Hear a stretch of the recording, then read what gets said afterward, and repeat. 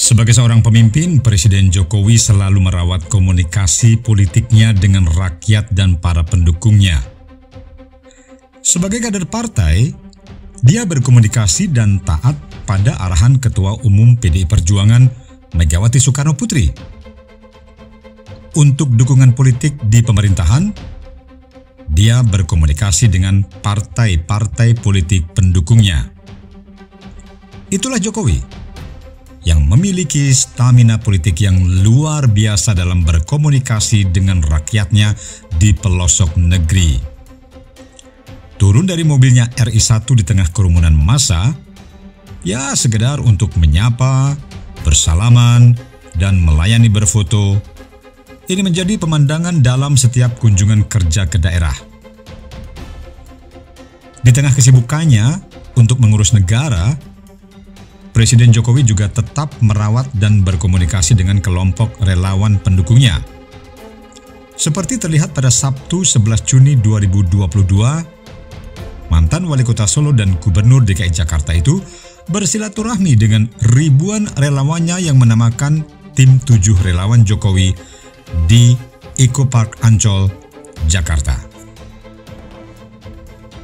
Sebelumnya, Presiden Jokowi menemui sekitar 5.000 relawan pro-Jokowi atau Projo dalam rapat kerja nasional di kawasan Borobudur, Jawa Tengah.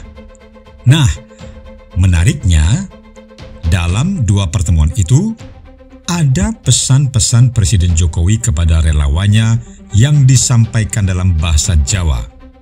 Seperti, ojo kesusu, ojo grusa-grusu, dan ojo dumeh.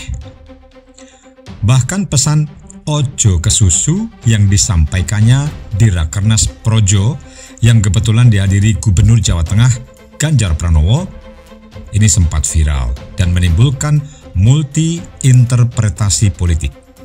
Meski kalimat ojo kesusu yang dimaksud sesungguhnya agar para relawannya tidak terbawa arus politik pencapresan dan menunggu komandonya. Sama seperti pesannya kepada tim 7 relawan Jokowi tentang ojo grusa-grusu dan ojo dumeh, agar para relawan selalu introspeksi, tidak mentang-mentang dan tidak berlebihan, namun juga bukan pasif. Relawan harus mendengarkan dan juga menyerap aspirasi atas dinamika politik di masyarakat. Ya, itulah kira-kira pesan politik Presiden Jokowi kepada relawannya dalam memasuki tahun politik 2024 agar tetap sabar atau ojo kesusu, taktis atau ojo grusa-grusu, dan introspeksi atau ojo dumeh. Urusan politik tahun 2024. Kita ini sedang bekerja keras menyelesaikan persoalan-persoalan besar negara. Oleh sebab itu, saya mengajak tidak usah tergesa-gesa dulu. Kita bekerja keras menyelesaikan persoalan-persoalan yang ada. Tidak usah gerusa-gerusu. Kalau ada yang mempengaruhi, sampaikan nanti dulu. Setuju? Setuju? Setuju? Setuju? Setuju?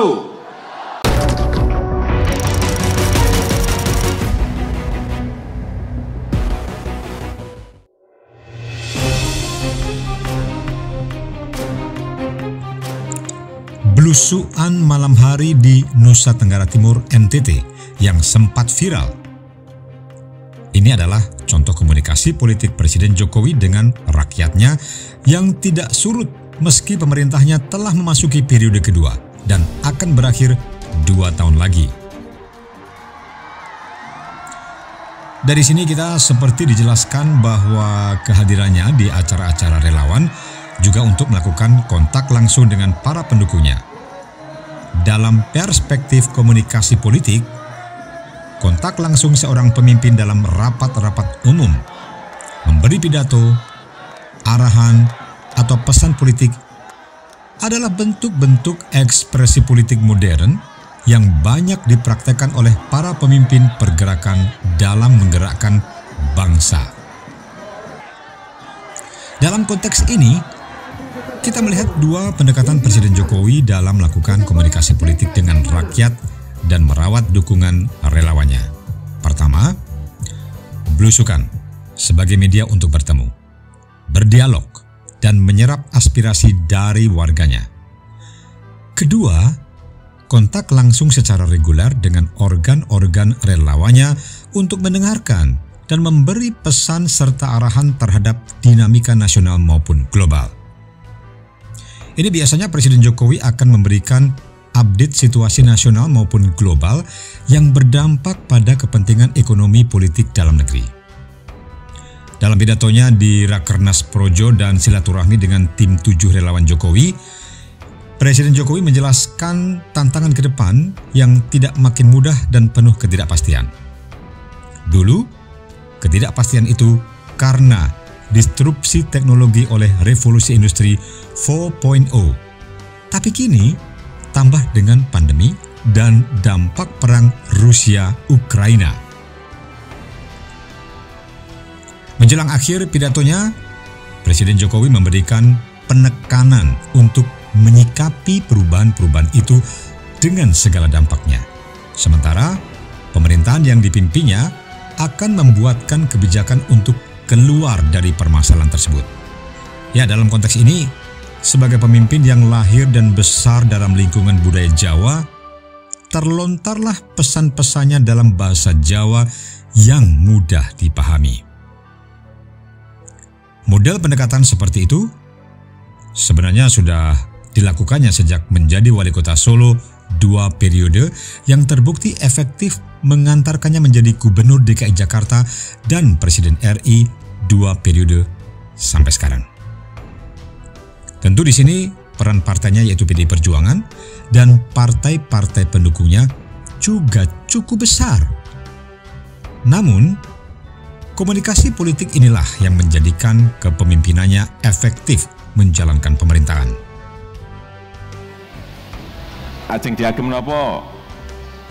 Di sekolah ke. Selama menjadi Presiden Republik Indonesia, komunikasi politik seperti ini terus dilakukannya. Karena energi dari rakyat yang ia temui akan menjadikannya dinamo politik dan charging baterai yang menggerakkan sekaligus mengisi ulang energi politiknya. Maka tidak heran setiap ketemu rakyat di daerah atau kelompok-kelompok relawannya selalu terpancar raut mukanya yang segar dan bersemangat.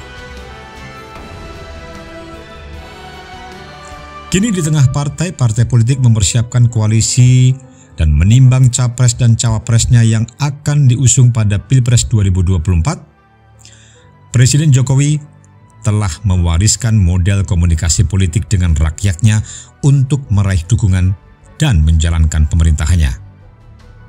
Sebuah bentuk komunikasi politik yang menekankan pentingnya kontak langsung dengan rakyat yang memilihnya. Para capres dan cawapres 2024 hendaknya belajar dari strategi komunikasi politik warisan Jokowi. Sementara untuk menumbuhkan kesukarelawanan dalam kontestasi politik seperti Pilpres atau Pilkada, peran relawan perlu diletakkan sebagai pilihan strategi. Ini bukan untuk menegaskan peran partai politik. Seperti Pilpres 2024, syarat pencalonan capres dan cawapres harus memenuhi presidensial threshold yang diusulkan partai politik atau gabungan partai politik. Maka sejak pendaftaran, pencalonan, kampanye, pencoblosan dan penghitungan suara, peran partai politik dan strukturnya adalah sangat besar. Secara umum, peran kelompok-kelompok relawan dalam kontestasi politik adalah menutup kekurangan yang belum dimaksimalkan oleh partai politik dalam meraup suara. Ya, sosialisasi pasangan calon dan visi-visinya akan lebih mudah dan strategis dilakukan kelompok relawan di daerah-daerah basis politik lawan.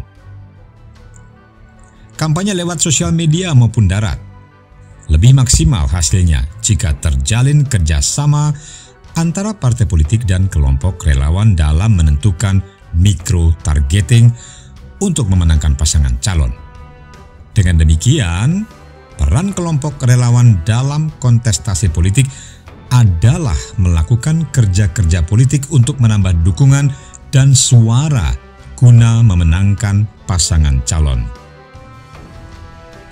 Bagi Presiden Jokowi, peran relawan tidak berhenti saat kontestasi politik selesai. Baginya, keberadaan kelompok relawan juga menjadi salah satu pilar politik yang turut menopangnya dalam menjalankan pemerintahan.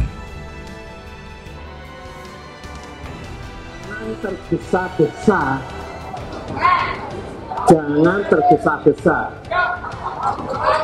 Siap yang ketiga.